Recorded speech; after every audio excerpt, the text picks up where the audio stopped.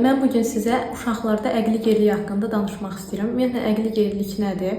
Əqli gerilik zehni qabiliyyətlərin daha aşağı səviyyədə olmasıdır, yəni geridə olmasıdır. Biz burada həmin o əqli gerili uşaqlarla dünya görüşlərini artırmaq üçün, eyni zamanda onların zehni qabiliyyətlərini artırmaq üçün işlər görürük. Əqli gerilik ümumiyyətlə nədir? Məsəl üçün 10 yaşında bir uşaq davranır 7 yaşında bir uşaq kimi.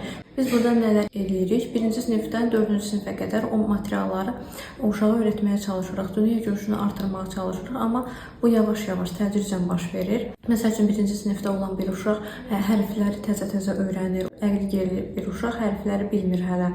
Biz ona yavaş-yavaş hərfləri öyrədirik. Daha sonra isə ona cümlələri qurmağı öyrədirik. Onlar biz çox şeyin mənasını bilmirlər və yaxud da səhv qavrayırlar, yanlış qavrayırlar. Biz onu yavaş-yavaş müəyyənləşdiririk. Hansı sözləri yanlış qavrayıb, hansıları daha doğru qavrayıb. Bunları öyrətməyə çalışırıq o uşaqlara.